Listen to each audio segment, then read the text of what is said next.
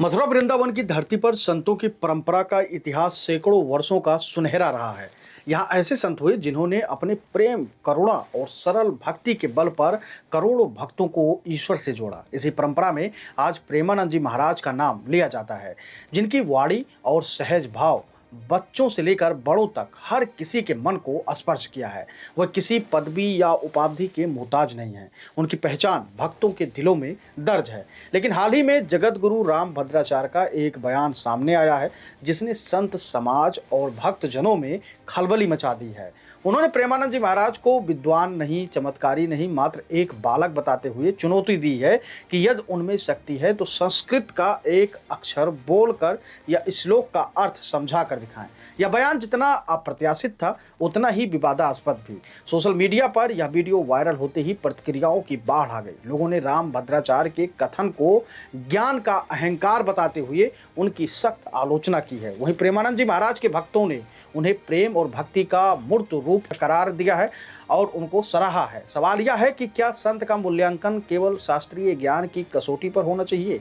राम भद्राचार्य निसंदेह अद्वितीय विद्वान हैं, संस्कृत के महासागर हैं, लेकिन भारतीय संत परंपरा का इतिहास यह कहता है कि ज्ञान और प्रेम दोनों अपने अपने आप में संपूर्ण मार्ग हैं। कबीर ने कहा था कि पढ़ पढ़ पंडित मूर्ख भरा, पढ़ पढ़ भरा गधेर। यह संकेत था कि शास्त्रों का बोझ अगर विनम्रता और करुणा से रहित हो तो वह मनुष्य को ईश्वर से दूर कर सकता है। प्रेमानंद जी महाराज का मार्ग भिन्न है। वह अपने प्रवचनों और कथा में शास्त्रार्थ से अधिक प्रेम और भाव पर बल देते हैं। उनका संदेश सरल है। भगवान को पाने के लिए कठिन ग्रंथों की जरूरत नहीं, एक सच्चे हृदय की जरूरत है।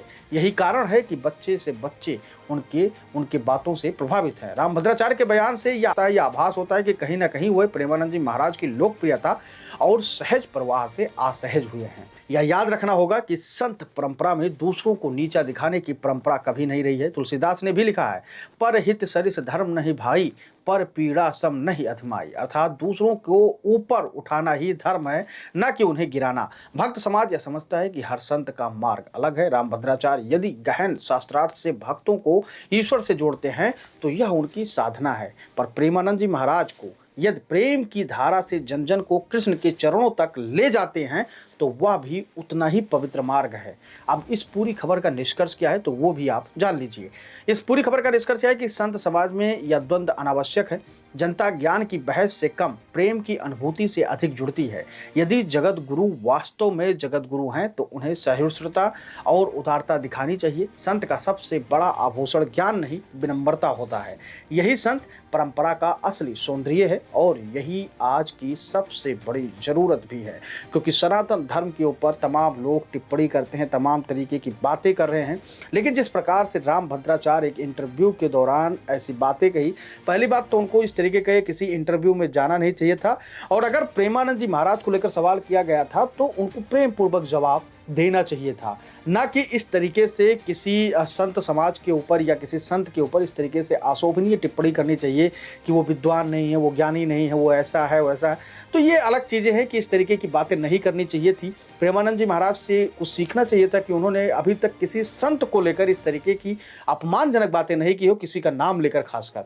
तो उनको भी ये बचाव करना चाहिए था, ये चीज़ें करनी चाहिए थी। हालांकि राम भद्राचार्य की भी बहुत बड़ी लॉबी है, बहुत बड़े भक्त हैं उनके साथ, लेकिन कहीं ना कहीं प्रेमानंद जी महाराज बीते कुछ वर्षों में जिस प्रकार से लोकप्रियता बटोरे हैं, उससे कहीं ना कहीं कई सारे ऐसे कथावाचक हैं, कई सारे संत हैं जो उनसे हताश और निराश नजर आ रहे हैं। उनकी लोकप्रियता का उनको अंदर द्वेष आ रहा है उनकी लोकप्रियता को देखकर।